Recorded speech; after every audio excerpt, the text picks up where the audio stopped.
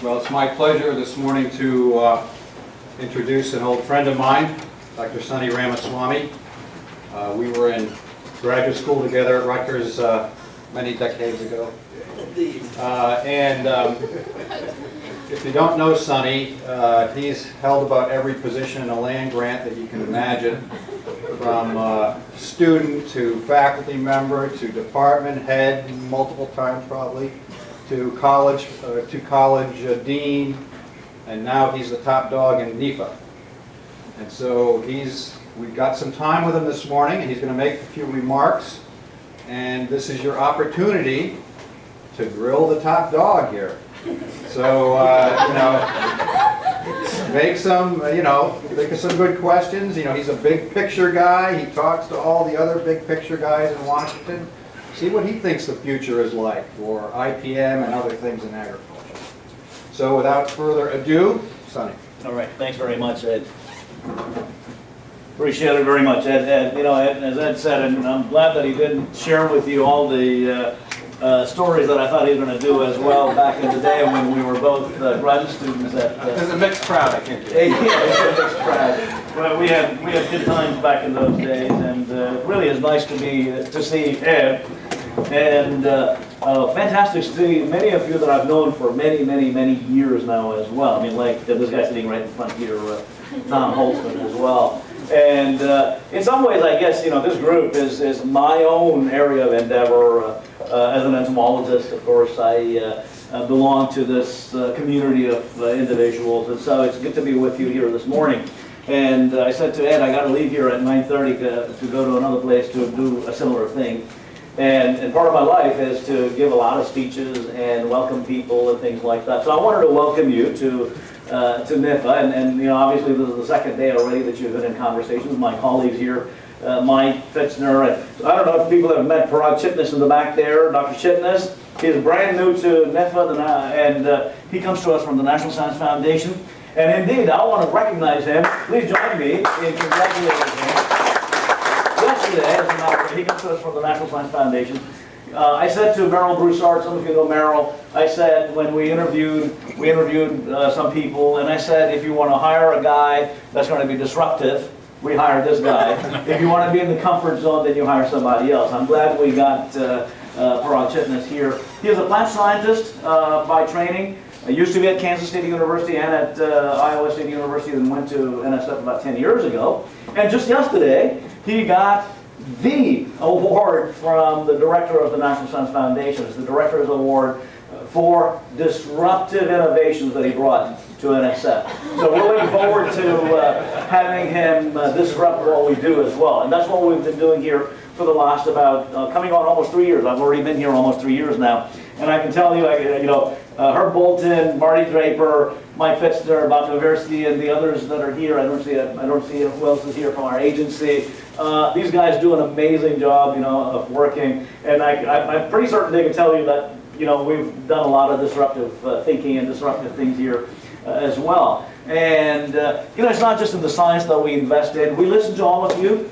We said, okay, there are a lot of complaints. In fact, when word leaked out that I was going to be appointed by the president, I got, I kid you not, about 300 emails and phone calls from many of my friends, like yourselves, wanting to let me know what I should be doing about in this particular agency, about the funding, etc.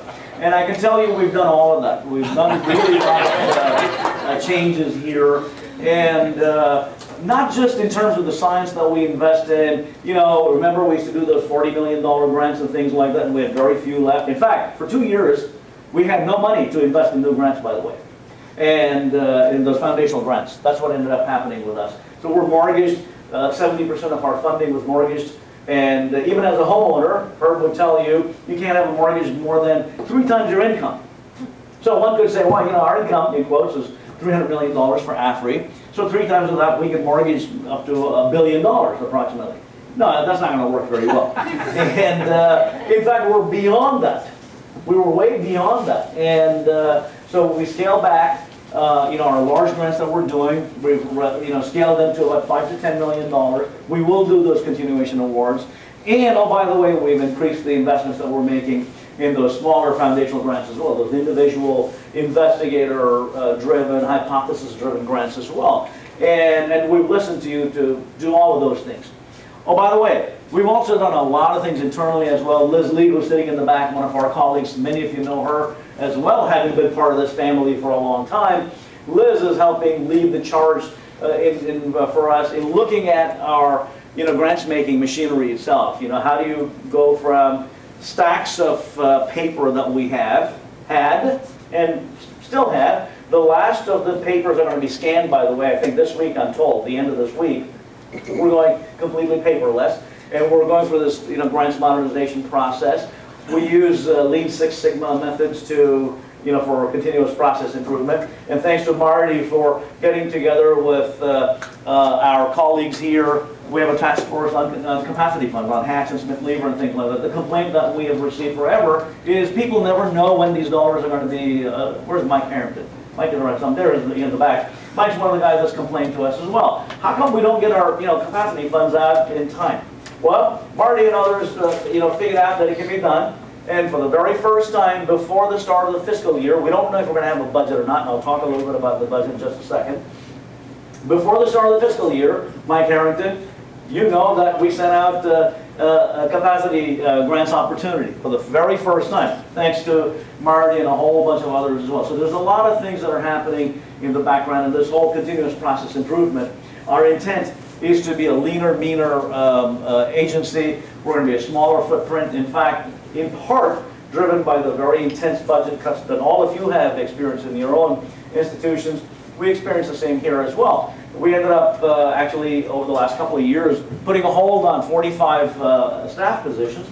We're only going to fill a few of those and not all of them. And we've gone from about 350 FTEs, full-time equivalents that we've had, permanent FTEs, down to about 325 or so. And we're probably going to be there even smaller as we go forward, because a lot of these internal processes that we've got, automation and going paperless and things like that, will help us get to a point where indeed we're going to be a smaller footprint, and our intent is to reinvest those dollars. There's one process, and I don't know who lays claim to it, maybe Liz Lee or somebody lays claim to this in the process improvement. There's one process that we had, one step, just one step, that in our Office of Grants and Financial Management that was done. These people figured out that you could eliminate that step without any loss of capability. And that's saving us $100,000 per year. Just that one step. And we're keeping track of this because the Secretary is deeply interested in it. USD at a higher level, we are saving $1 billion per year. And that's all being reinvested back into program at the level of USDA. And we're doing the same thing. We're tracking these things as well. Second thing I wanted to share with you, that's happening in the science, happening in the infrastructure, happening in the training that we offer. We're going to offer up training to a lot of our colleagues in Lean Six Sigma approaches. We're going to have a whole bunch of green belts, and ultimately we want to have black belts as well. I'd encourage you to think about that. Dow AgroSciences, for example, Monsanto, for example, they've all gone into using Six Sigma principles in their own science as well. And how do you deploy resources, intellectual and monetary, in making these decisions? And we've really adopted this, and we're going to be offering up training, because in every part of our enterprise, from the science, from the information technology to grants making to the science itself, they all need to be seamlessly integrated, and we need to be incorporating these sorts of Six Sigma principles into what we do. And these are systems approaches to look at the entire system and make changes where we need to. In fact, Parag, who's sitting in the back again, he makes this observation: why is it that we've got we may have a small grant opportunity, like let's say community food projects. And that thing is no more than a few $100,000. But we got about 20 people involved in pulling all this together, So Parag asked this question: why are we doing this? I mean, the returns are so marginal on this. Why have so many people involved with this? That's the sort of disruptive things that we're undertaking here as well. So that's one thing that I wanted to share with you. The second thing I wanted to share with you is some of you might have been involved in the Natural Resource Council's review of our AFRI programs itself. And So how many of you were involved in that, in providing input to any, to the National Research Council, National Academy of Sciences? One person, two, three people, maybe a third person. Okay, you know, they really sought input from the community at large. And shame on you for not providing that input. Seriously, I mean that. When you have the opportunity to provide input, you need to step up and provide the input because it's your baby and my baby. We need to be all involved in this. And if we don't, then we're not ever going to make the changes that need to be made. So the National Research Council, over the last 2 years, we gave them $1 million to actually do this, to look at Africa. And they came back 2 weeks ago yesterday and gave a report. And it turns out, well, there's not a whole lot that we, in fact, it was perfectly aligned with what we'd already seen. As I said just a few minutes ago, we've gone through this deep dive look at our own processes and things like that, and we realized we needed to be making changes. For example, those really large grants, they were not tenable. And you know, those sorts of processes, and they also said, oh, you need to look at your management processes, your grants making machinery and things like that. Well, as I said, we've already made significant headway in that area as well. And they have some other you know, things that they bring up. For example, that we're not investing in enough students and postdocs, you know, this pipeline of young people coming in. Well, I don't know what happened. Maybe they had incorrect information. And that's been one of our challenges as well, is the inability to find data very quickly. My expectation that I've shared, and Liz remembers this because just 2 days ago we met where she gave a little presentation. And I said, my expectation is that it's like the Google search engine. Anybody should be able to come into our agency, and like you would use the Google search engine, find out everything there is to know about where the money is going and what it's doing. For example, if you go to our website, to the Research Extension and Education Information System, reeis.usda.gov website, you'll see what we refer to as heat maps. And the heat maps, we share with you by state how many dollars are being invested, and by congressional district how many dollars are being invested. The next iteration of that is that we want to tie the outcomes, the outputs and the outcomes that y'all are having at your institutional level, by your state, by your, you know, you may have experiment stations or extension presence throughout the state. We want to get down to that level of granularity to be able to find out what are these dollars buying for us. And those are some of the things that NRC said we might ought to be doing. Well, been there, done that. We're already doing that. And so the NRC report is actually, you know, those of you that have gone through the old CSR EES reviews or the NIFA reviews. Remember, they come in, you know, Mike Fitzner, I remember working with him on many of those teams as well over the years, and come in, but the more important thing was not the review itself of the team coming in as much as the very deep reflection and self-study that takes place as well. And that's what we've been doing, is this very deep self-study that we've done. So the NRC report has been very helpful, but as I said, we didn't wait for 2 years to find out what they're going to say and then start making decisions. We've started making a lot of headway already. One of the frustrating things about being in the government, the universities are pretty bad, but the government is the glacial speed or the subglacial speed at which things happen here. And people know that I'm very impatient by nature, and I like things to be done pretty fast. But there's a lot of spinning of wheels, and you got to get approvals, and on and on. It's never easy to get things moving very quickly, because there's all manner of people at different levels that have a deep interest in what we do, how we do what we do, and who we do it to. So we need to be mindful of making sure that we provide them all that information as well. Third thing I want to share with you is the budget situation itself. In terms of the 2014 budget, a little bit of a review of the 2014 budget. It's almost to the end. The end of this week is basically, for all intents and purposes, the end of the fiscal year for us. And one other thing, we used to have incredible overtime because our Office of Grants and International Management would get slammed right at the end in the month of September in this week, slammed with getting the paperwork done and getting the money out of the paperwork done and things like that. And our overtime was unbelievable.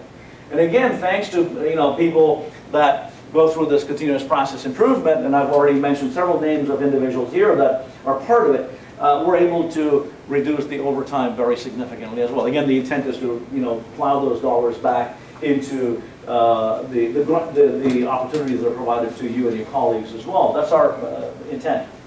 So the 2014 budget, and those of you that keep track of it, we ended up asking for a very significant increase in all aspects of our budget itself. And for AFRI, for example, we asked for a 45% increase in funding, and we ended up getting a 17% increase, while other agencies did not. In fact, I mean, we're pretty pleased that indeed Congress bought into that. And not only that, on capacity funds as well, we asked for an increase, and it turned out that in the Senate, particularly Senator Pryor, anybody from Arkansas here? Nobody from Arkansas. Senator Pryor was very instrumental, as was Senator Cochran, very instrumental, Cochran's from Mississippi, in getting us not only what we asked for Hatch and Smith Lever and McIntyre Stennis, they actually gave us more, to the extent that in Hatch, Smith Lever, etc., we got double-digit increases as well, 10 and 11% increases as well. So we did quite well in 2014. And indeed, our funding rate in AFRI, for example, ranges between about 6 and 19%, depending on the panel that you're in. And this year, in 2014, we're going to be able to do a few more of those grants as well. And so 2014, for all intents and purposes, was actually a good year. We've gone through this very significant declines over the last few years because of the economic recession, and it turned out to be a really, really good year. Again, there are people like Robin Shepard and Jeff Jacobson and Mike Harrington and others. These are the executive directors of the various experiment station and extension groups that we've got around the country. Very instrumental in working with all of y'all across America to carry the message. And I'll come back to that carrying the message as I wrap up here in my comments as well. So 2014 was a pretty good year, I think, for us collectively. 2015, we articulated the same principles that we had articulated in 2014. That is a very significant increase for AFRI and increases for capacity funds and also increase for minority-serving institutions. Minority-serving institutions like the 1890s, the 1994s, and the Hispanic-serving institutions have really taken it on the chin, more so than, in quotes, the 1862s as well. And we submitted that, and there's a process that we go through, right? We developed the budget here, incidentally. We've got everybody involved in the budget making process as well now within the agency, rather than being a sort of a top-down, this is the decision that I've made and we go from with it. We try to get, sort of crowdsource everybody's interest in this to help make this come to fruition. So our own staff becomes very deeply involved in helping develop the budget as well. And so it goes to the Secretary's office, Undersecretary's office, then to the Secretary's office, then to the Office of Management and Budget, and it becomes part of the President's budget itself. And those of you that have seen the budget narrative, we thought we were going to get a lot more. Unfortunately, here we are, is where we are. And in the 2015 budget, we also had proposed to create 3 what we refer to as innovation institutes. And these are $25 million a piece for 3 per year for the next 5 years. One of them was on pollination and pollinator health, one of them on antimicrobial resistance, the third one on the biomanufacturing innovations. Unfortunately, folks on the Hill were not overly enthused. In fact, it was received with deafening silence, I like to say. And in fact, when we went to the folks on the Hill, they never asked us a single question about the Innovation Institute. And I asked them, are you not going to ask us any questions? And they said, no, we're not interested in it. And so the bottom line is that, well, the other question that was asked as well was, if this is so important to you, why didn't you incorporate that into your main AFRI funding itself? There are 2 reasons why we did it this way. One is that we want to leverage very significant non-public funding. And AFRI has legislative constraints on being able to do that. And so we couldn't stick it in with AFRI. If we're going to be about increasing, leveraged funding, we couldn't do it in AFRI. That was one reason. The second reason was, it was not just the fact that we wanted to get leveraged funding from private enterprise and non-governmental organizations, etc. It really was I like to say that our intent was to create what I call as innovation ecosystems. That is, not just for private enterprise to bring their money, but also to bring their toys, which is their own discoveries and things like that. And there's no construct that we've got where private enterprise can bring their toys and their money to play with us play in the sandbox that we would like to create for you to play with as well. And so those are two reasons why we wanted to do it as Innovation Institute. Unfortunately, as it stands, it didn't fly. And also, as you know, Congress has left town already. They went back, and basically all they did was to do what's called the continuing resolution, which is basically to kick the can down until the 11th of December. And the good news is we have a continuing resolution. The good news is we can continue to do the grants making, etc., at least through the 11th of December. Okay. The bad news is that when Congress comes back, if they come back, we've also heard that they may not come back until the start of the new Congress in the middle of January. If they come back, then there is an expectation that they would indeed go ahead pass an actual budget. But if they don't pass an actual budget, which is not likely to happen, then they probably kick the can all the way through the rest of the year as well. So the good news is, yeah, it'll be just like the 2014 budget year. The bad news is that there will be some budget reductions that need to take place as well. We were under the impression that it might indeed be equivalent to what's called a sequestration. Those of you that keep track of this, recall last year the president negotiated with Paul Ryan, congressman from Wisconsin, and Patty Murray, senator from Washington State. In it, they agreed that if our nation's expenditures exceed this $1.1 trillion threshold we've got, then there needs to be this recession as well. Hello, Brent Elrod. There needs to be this reduction. It's called sequestration, just basically across the board cuts. And we were under the impression that we might have about almost an 8% reduction. So imagine if we got for AFRI about $300 million, 8% is $24 million. $24 million is about 50 grant proposals that we wouldn't be making. That increase that we got in 2014 would be gone basically because of the potential for sequestration. What we've heard now is we may not have that sequestration, but there is indeed a little correction that'll take place, and that's about 0.5% or something like that. So that's the other good news. But really, at the end of the day, for all of us, we got to have certainty about our budgets. You can't continue to go on with continuing resolutions. And the other promise that we've made is many of you complained to us saying that, how come we don't know when these RFAs are going to come out? Sometimes it's on up in January, sometimes in March or whatever. There's a lot of variability to it. In fact, when Tom and I were practicing scientists, maybe he's still a practicing scientist, back in the day, you could set your clock by it, right? Entomology, nematology, those of you that were submitting grant proposals, would be always, during the holidays, we worked on our grant proposals at that time. We don't do that.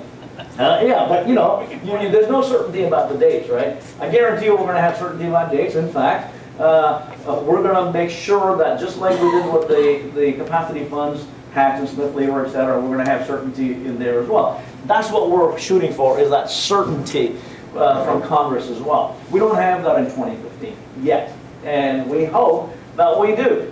And again, I'll come back to the favor that I'm going to ask of you towards the end on this item as well about the 2015 budget, or budgets in general. Third thing I wanted to, or fourth, I think, I've lost count already, is about the 2016 budget.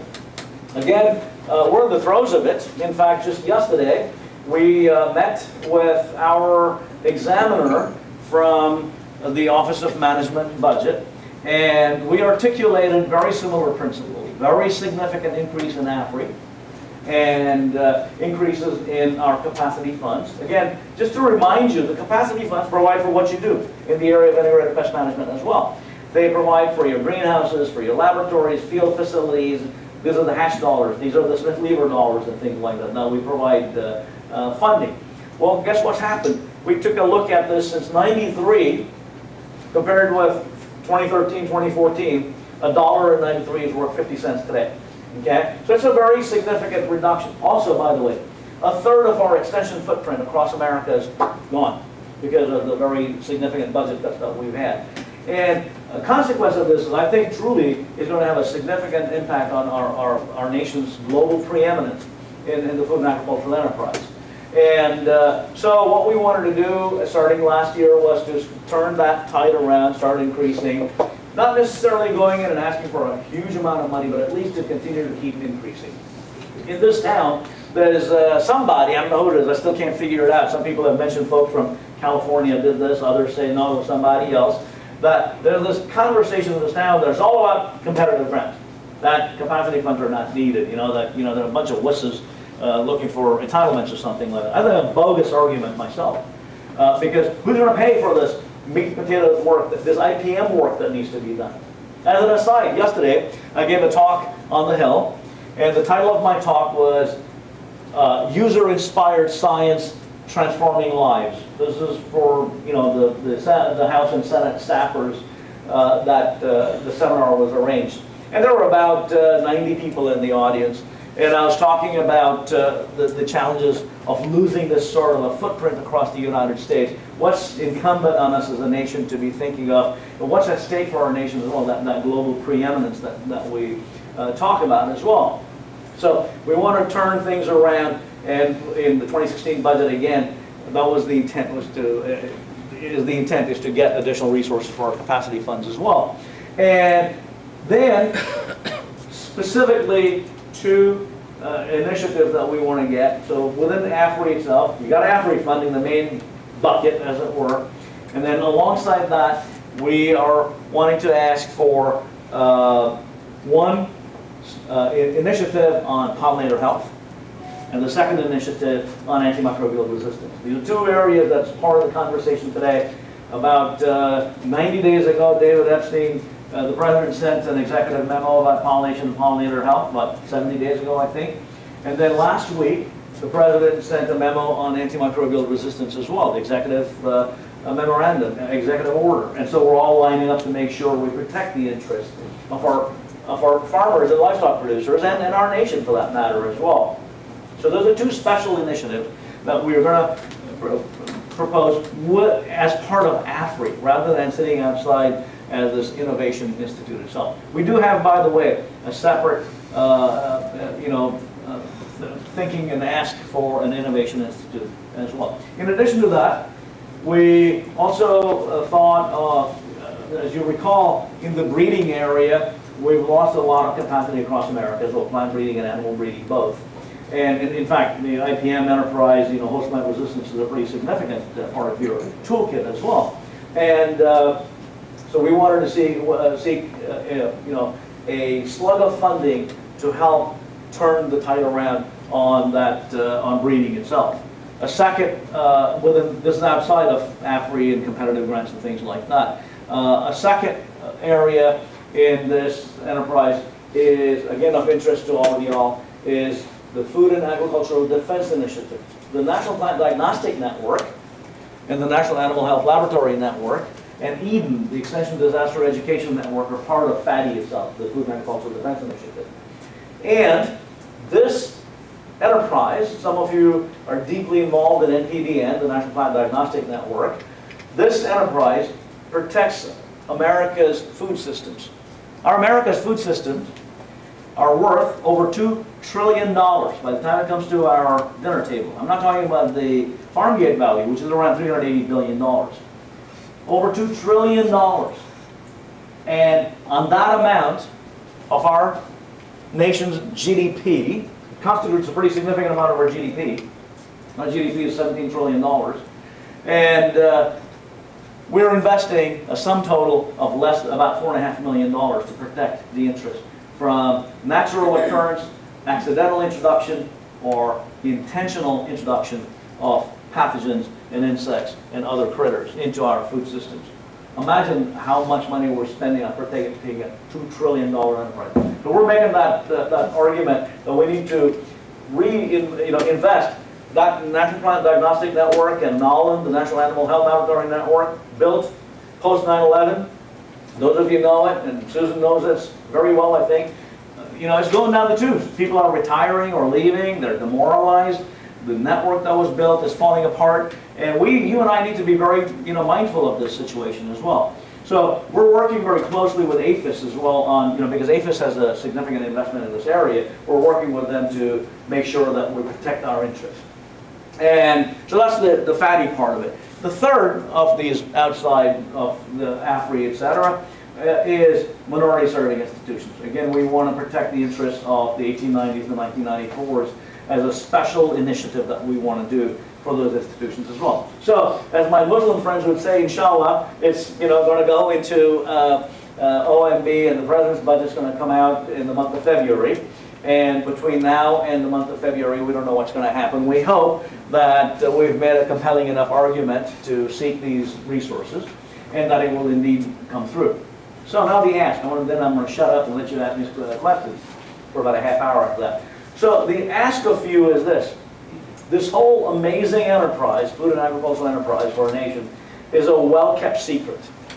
Very few people know, I mean, even Ed Rajat's own neighbors probably wouldn't know the kind of work that Ed Rajat and his colleagues are doing at Penn State. What's behind this amazing food and agricultural enterprise? This is the discovery of new knowledge, the translation of that new knowledge into innovations and ultimately into solutions as well. And it's a very well kept secret. I like to say there's a shroud of secrecy that surrounds it. And you and I need to do everything we can to take that shroud of secrecy off. I gave a talk in relation to the 100th anniversary of Extension, by the way, here about a few months ago, as a matter of fact. And I was talking about how there's this idea about signal to noise ratio. Those of you that had physics back in the day remember signal to noise ratio. That there's a whole bunch of noise here in Washington, D.C., in America, in your state capitals as well. The noise is, I want money, I want money, I want money, or cut taxes, cut taxes, cut taxes. That's the noise that you've got. And the signal that you and I need to be providing is a signal about the critical nature of the work that we help undertake collectively, that we support, that all of y'all undertake, that is very critical. It's a $2 trillion enterprise. There's not that connection in people's minds.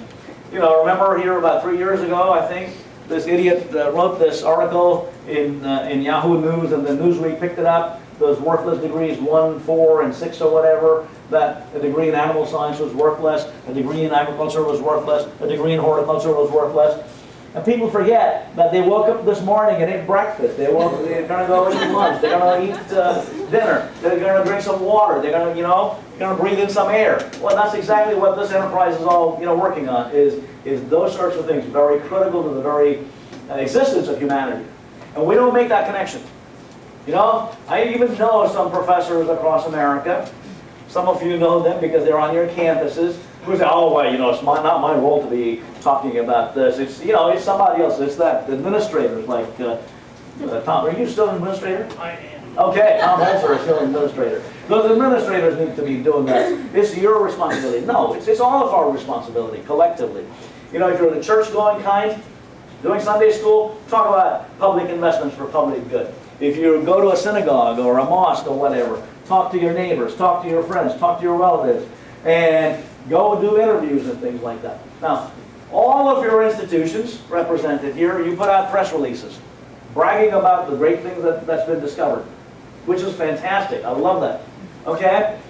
Sadly, 90% of these press releases have no mention of the fact that public dollars went to support it. No mention at all. If there is mention, by the way, it ends up being at the end of that press release.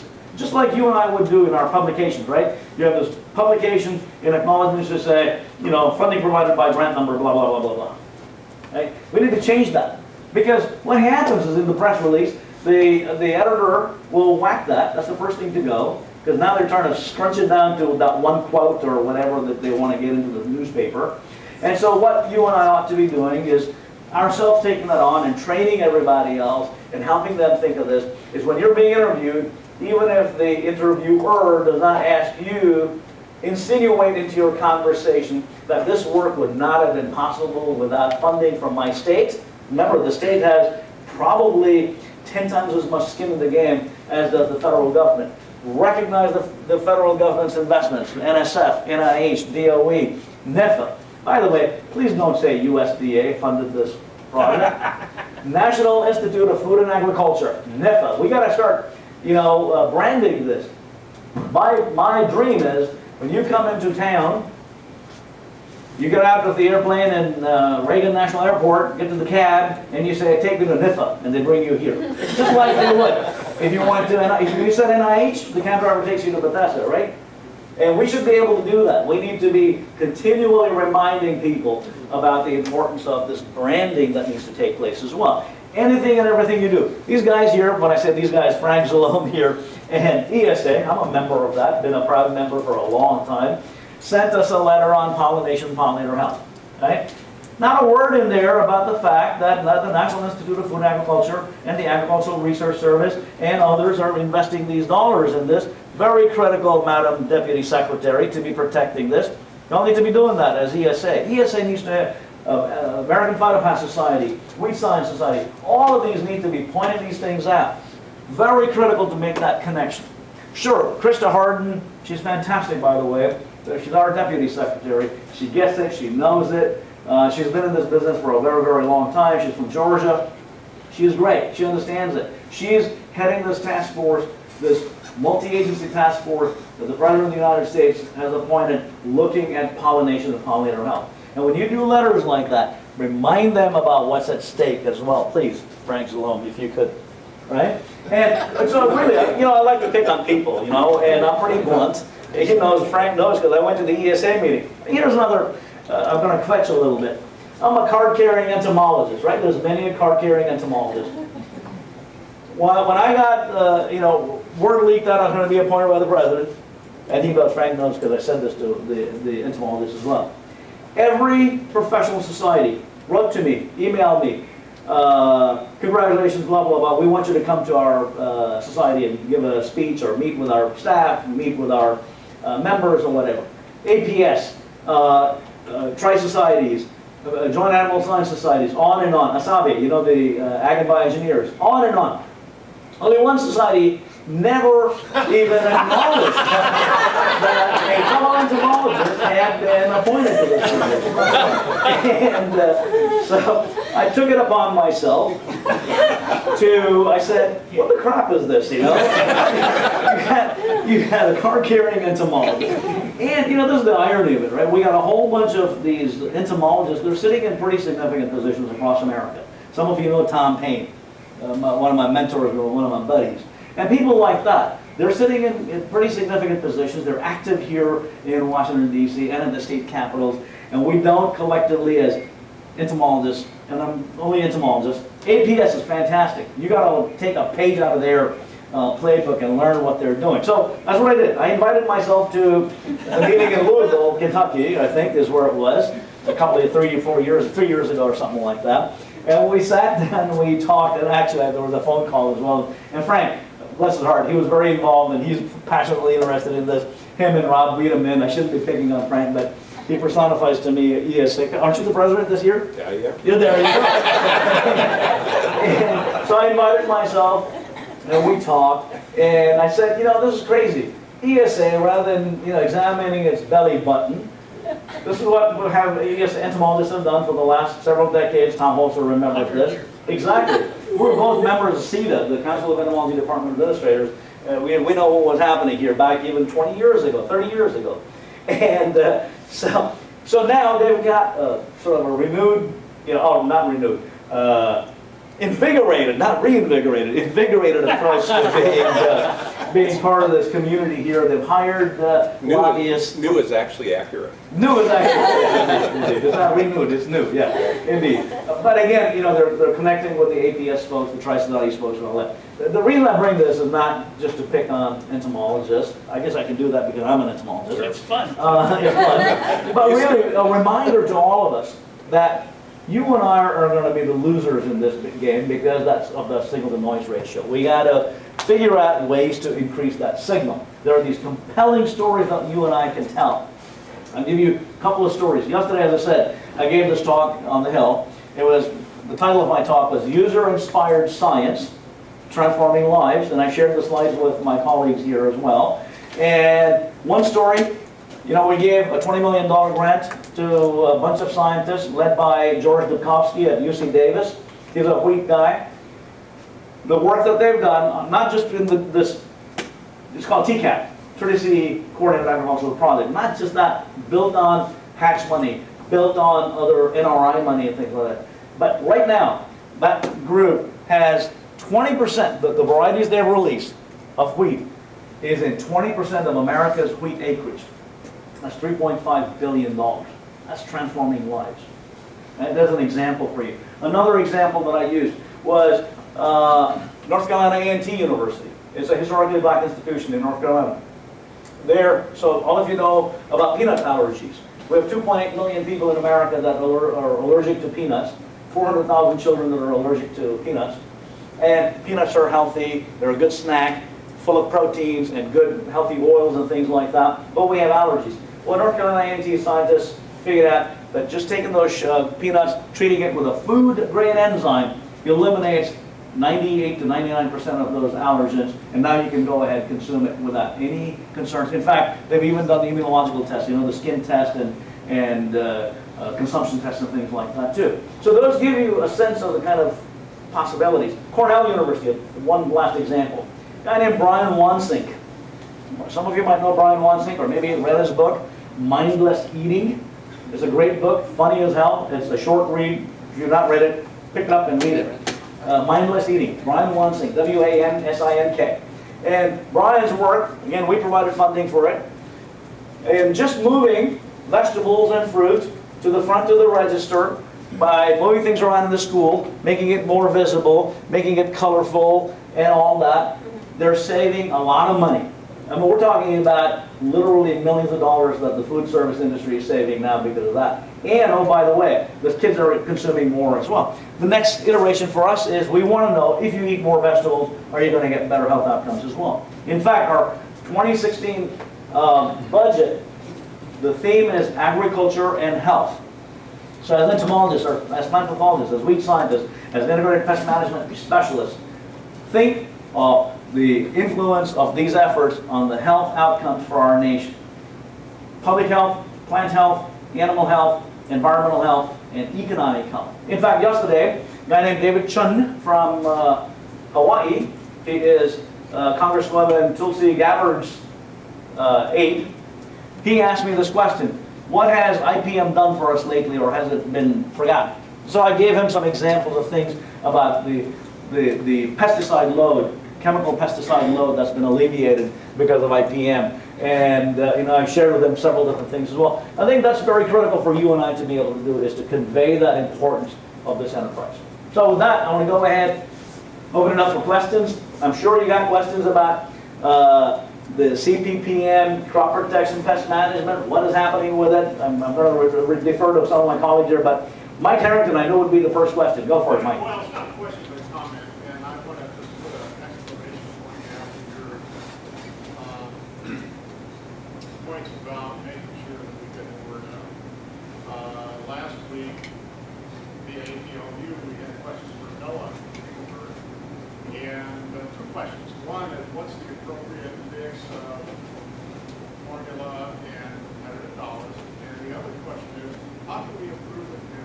How can we improve performance on individual formula or capacity funded projects? And to me, the second question presupposes that folks haven't done a very good job. And so me, Jeff, and my colleagues and I put together a piece related to that, and we highlighted work from the multi-state program. And there are hundreds of millions of dollars in return on that $40 or $50 million direct investment, plus the state and other cash funds and institutional funds that go into that. But it was really interesting to hear people at AGLU say, gee, I didn't know about that. And so, you know, Sonny, through the work that's going on in our office, create those impacts. Sure. Support the multi-state program. But this is really critically important, folks. You know, I reflect on my days as dean and director, and I would ask somebody what the impact of their work was, and they'd say, well, I published this paper and graduated this student. So what did that mean? You really have to think about that, counts these things in what they do. And so I see lots of nodding heads, but hopefully you're not nodding off. But anyway, I want to. Yeah, indeed. Thanks, Mike. And for those of you, he uttered two things in there, along with other things that he said, important stuff. APLU, Association of Public and Land Grant Universities.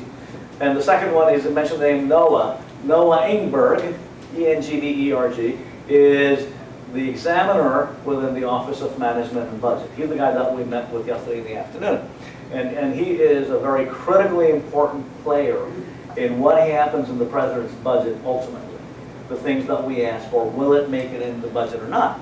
And it's important, as I said to Frank, you know, that I gave you some names, that it's important to go to the Office of Management and Budget as well, the letters that you write and things like that. Yeah? As you see, Sonny has a very difficult time expressing himself. Yeah, yeah. So I encourage some more questions, statements. Yeah, please. And I know many of you, not all of you, tell me what your name is and where you're from. Sue Ratcliffe. Of course, Sue. I think it's been a really good outcome with regard to the consolidation of some of the ITM funding. But even going into that, we knew that the Extension IPM program was really very underfunded. And especially with the erosion of Smith-Lever funds, buying power, we don't have that infrastructure of extension personnel and applied researchers out there that can actually donate time. And so many of these EIPM programs are now having to support personnel, and of course, unfortunately, we've had to make some very difficult decisions with regard to the most recent funding of that program. And so just some thoughts on, what we should do, where we should go, how we might be able to improve this situation. Sure. Yeah, thanks, Susan. For those of you sitting in the back there, the comment and question is, in the consolidation of the crop protection pest management lines that we had, that some of the programs that we've had before are going to either get lost in the shuffle or get underfunded, and particularly, things that we've done for a long time in the arena of extension, integrated pest management, getting lost, and we need to be mindful of it, and what should we be doing, I think, at the end of it. Yeah, so, a couple of thoughts on it. I can tell you that in conversation with my colleagues that are sitting here and others that are not sitting here, we've really been thinking quite deeply about this, about what's at stake for our nation's enterprise. As I said, FATI, for example, the Food and Agricultural Defense Initiative, we call it tactical sciences. And I dare say that efforts in pest management, et cetera, are also tactical sciences. We need to develop the tools to be able to deploy as well. And so what we're hoping that this first year, we hope that for those tactical sciences that we'll get additional commensurate resources. But what we'd like to do is to look at a comprehensive approach on all the tactical sciences that we've got. And when I say science, it's not just the fact that we're going to go discover some knowledge, as Mike pointed out. It is about translating that knowledge, not in something that ends up on the bookshelf, and at the end of the day, it results in innovations and solutions as well. So the translational piece that's helped by our extension colleagues is a very critical part of that as well. And so that's one approach that we take. And these things are, by the way, we're in it for the long haul. It's not a sprint that you're going to get done, you get some money and you walk away from it. But our intention is that across the board in this, what we refer to as capacity for the United States of America, we want to seek additional resources. And we tried to do so in the 2015 budget. Every year, I promise you, we're going to be asking for more resources in many of these enterprises that are very critical for us. But there's a process, right? You sort of float up to the top, and then in the White House, decisions are going to be made as well. So do we get it in there or not? I don't know, but we're going to keep trying. That's one piece of it. But the second piece of it as well is, I think it's very critical for all of this community of people involved in pest management, is to start thinking creatively. I mean, just because you've had regional pest management centers, just because you've had extension IPM funding and all that for decades, is not the only model that needs to continue to ad infinitum. there was a movement, and thanks in large measure to the Board of Agricultural Assembly within the Association of Public and Land Grant Universities that provided a roadmap to us. We've adhered to a lot of the principles that were articulated in there. Okay, but all of you all is very critical. I mean, I see the theme of your conversation this year is coordination and collaboration. Okay, that says that there's something bigger than you and I as individuals. There's that synergistic spot that we want to get to. And I encourage you to think of what is that collaboration, coordination imply. Is it we send you the same exact number of dollars that we've sent you for the many, many years that we've done, or are there different ways of doing this? New players coming in, potentially, right? But these are all things that need to be part of our construct as well. And I'd encourage you, you need to help us think this through as well. Provide us the input and the ammunition that we need to make that compelling argument. So that's the second thing that I would talk about. Really, it's incumbent on this community to help us think this through. There are new tools coming along, new approaches. How do you create this? I mean, we look at extension, what's happened in America. I said we lost a third of our footprint. I was in South Dakota last week, and it turns out they've got 8 regional centers now. They've got 65 or 66 counties. They had an extension person in every one, multiple extension people in every one of those. They're now scrunched down into these 8 centers, and that's what's happening across America, as you know. And so, do we continue to do the same thing just because we've had these lines? I dare say that we need to be thinking, differently if we're going to make that compelling argument to, the public, the taxpayer as well, and demonstrating the return on that investment as well. That's a very critical part of it. Not that you've not done that return on investment, but it needs to be continually done as well. So we need your help. Give us the input on how you think we might ought to be thinking about this as well. Yeah.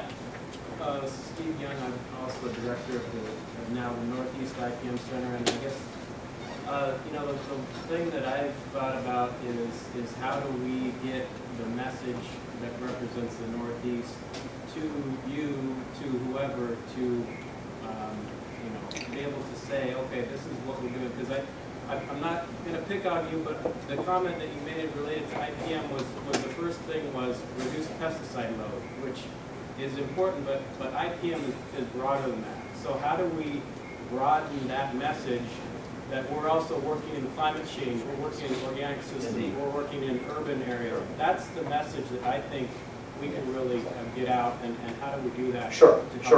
And I'm not going to pick the fight with you either, but be that as it may. But it's really important for you to speak to us, to me, and to the others as well. And not just to me. I'm already bought into this. I know what you're doing. And I can tell you, Bob and Mike and Marty and Herb and Liz and Parag and the others that are sitting here, they know about what you're doing as well. And we're bought into it. But you still need to continue to provide us the input, the information, the ammunition, as it were, and we can incorporate into when we're going out and about, talking to various individuals. That's just one piece of it. In fact, just a few minutes before we got started here, I talked to Frank about this pollination letter that they sent to Krista Harden and copied me in on. Who is that universe of people that it needs to go to? This community needs to be engaged in conversations with folks at the Office of Science and Technology Policy, demonstrating the kinds of things that are going on. It is beyond pesticide load. Pesticide load is just one piece of the outcomes that resulted from integrated pest management, but there's a whole slew of other things as well. And so you and I don't do a good enough job of connecting with the broader community. And one thing that I've learned here in Washington, D.C. since I've been here is there's a broad community of individuals and organizations, folks on the Hill, start getting targeted by in your Northeast region or North Central region or whatever. They're critically important members of Congress that you've got, senators and congressmen. Get to know their legislative folks and so on. Don't go in there and say, give me a few dollars for my program, etc. Because you can indeed work with Robin Shepard and Mike Harrington and Jeff Jacobson at the larger community level, or work with your professional societies and things like that as well. So everybody's on the same page, going and seeking, the rising tide helps everybody's boat rise, using that. But informing, educating people about the importance of this enterprise that y'all are involved in. So it needs to be, those targeted type things. Cornerstone that represents the Association of Public and Land-Grant Universities, they do a very targeted approach. They go in, don't just inundate them with emails. They get a gazillion emails, right?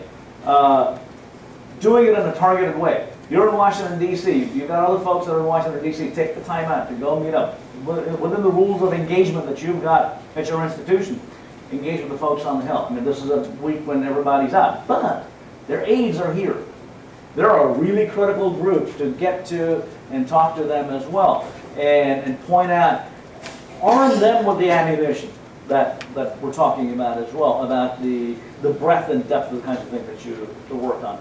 So it's folks on the Hill, folks in the Office of Science and Technology Policy, folks in the Office of Management and Budget, folks in the federal agencies. You want to look at NSF, you want to look at DOE, you want to look at EPA, you want to look at NIH, you want to look at us, you want to look at the Department of Education. These are all players that are important for this enterprise as well. Okay? Yeah, go ahead, Frank. I just had a quick comment because I think you really need to, I appreciate you telling people about how important advocacy is. And I know you have to do it within the limits of whatever your institutions are, but it's amazing to me how much pushback we get, like within our society, from members for doing advocacy work. Yeah. Because we're scientists, we're kind of above all that sort of stuff. The truth is we've got to let people know, and I think you were exactly right. Your friends, your neighbors, your stakeholders that you're working with, you have to let them know what you're doing and what the importance of that thing is, and get it up to the people that can really make decisions on this. So I just wanted to second that. I think the more you tell people, the more important that is. Indeed, please. I'm Jennifer Grant with the New York State ICAM program at Cornell University. Yesterday we had a speaker talking about the example of invasive species, and I guess one thing that stuck out to us is that there was some kind of presidential order or decree that set certain things in motion. And I wonder, I think there were a lot of examples of their world that would be helpful to us, but is there something in that formality that sets into place certain things organizationally or awareness-wise that might be something that we ought to be trying to do, and if so, how would we go about that? Okay. Jennifer, that's a fantastic comment and question as well. So Bob Nowitzki is our go-to guy as far as invasive species are concerned. And you're absolutely right. What happens is that usually, you get a query from the Office of Science and Technology Policy saying, hey, we hear that this is happening. So you need to be plugged into that group. There's a great proponent in this enterprise that you and I are involved in. Jo Handelsman is her name. She's a plant pathologist, card-carrying, APS member, and she was at the University of Wisconsin, then moved to Yale University. She's gotten funding from us, Hatch money, as well as, back in the day, NRI funding as well. And she is the #2 person within the Office of Science and Technology Policy. So getting to know who's there. There are people there that you need to get to know, and then reach out to them, saying that, hey, we have this expertise, we have this interest, and this might be something that's not on your radar yet, but this is very critical. Whatever that topic du jour is, go ahead and start making those connections. Connect with us. Connect with the folks in Agricultural Research Service. Many of your colleagues are ARS scientists, for example. Connect with these various entities and provide that information, and that can be utilized then, because what happens is, the White House sends us a query. Antimicrobial resistance, so we're all, hurrying up to get our act together, provide input into it. That happened over the last many, many months. And finally, the executive order comes out. But there's a lot of input that went into it. A new one that is coming out soon is on dual use of, pathogens that you could do, microbes that you can do things to molecular-biologically that could have either a positive or a negative potential impact, These are the kinds of things that we've got. There's a stand-down executive order that went out. That is, the biosafety level 2, 3, and 4 labs, because we found anthrax in vials from 1951, smallpox in vials from 1919, etc. And, you know, all the labs need to, there's a stand down, there's a requirement that everybody's inventorying, including the land grant universities. I sent a note out to the land grant university. So these things are happening here constantly, right? Whether it's about climate change or the bioeconomy or whatever else. So the climate change document that came out last year about climate change in agriculture, it's a pretty well thought out document. And in it, I don't know if any one of you provided any input. I can tell you that entomology, plant pathology, weeds, integrated pest management are all, you know, verbiage that's in it. But I don't know if any one of you actually provided input into that or not. You got to figure out who these players are. So rather than doing it individually, you might work with APS, you might work with Entomological Society, you might work with Weed Science Society, because it becomes much more efficient for you as well. You can't be keeping your eyes on all these things that are going on here, because you got a day job as well. You can't be doing both of them. But if you work collectively through, you know, the Mike Harringtons and the Robin Shepherds, through your institutional, Cornell has a pretty significant presence here in this town as well. Ask them to help you figure out what are the conversations going on in Washington, D.C. that we need to be part of. And you start providing that input in it as well. Very, very important to be engaged. It goes back to the same comment that I made earlier that Frank did as well, is that sort of engagement that we need, whether it's in advocacy from the perspective of getting more money, or advocacy in keeping our nation's eyes on particular problems that we've got. So I don't know if this is what they said, but this is what I heard from Steve and Jennifer, which were questions, and it goes back to discussions yesterday that you weren't here at. Very good about how Jennifer can connect to all these different things, but the IPM community, one of our problems is that we're just kind of out there on the tides, and the waves are coming. You're telling us to ride this wave and ride that wave. But what I heard in their questions was, how do we get our message to you better? And there are a couple little symptoms of ways that we failed. And I don't know if this was NIFA or APLU, but very representative. This crop consolidated pest. Crop protection and pest management. Thank you, CPPM. Yeah. The reason I can't remember it is because when we suggested this a couple years ago, we said, get IPM in there. IPM. Joe's got IPM on his shirt. We call ourselves IPMers, and you gave a very inspiring talk about getting our message out. Yeah. But we didn't even get our message to NIFA to put IPM in the program. You got it. So what do we do with you and your staff? Okay. This is Mike O'Neill and Tim Grosser, formerly of NIFA, now with the University of Connecticut. Not Mike O'Neill, that is. But really, that's a very important thing to consider as well. That, again, I met with, I don't know if all of you were here, many of you were here, but here a couple of years ago, I think, met with the group here as well.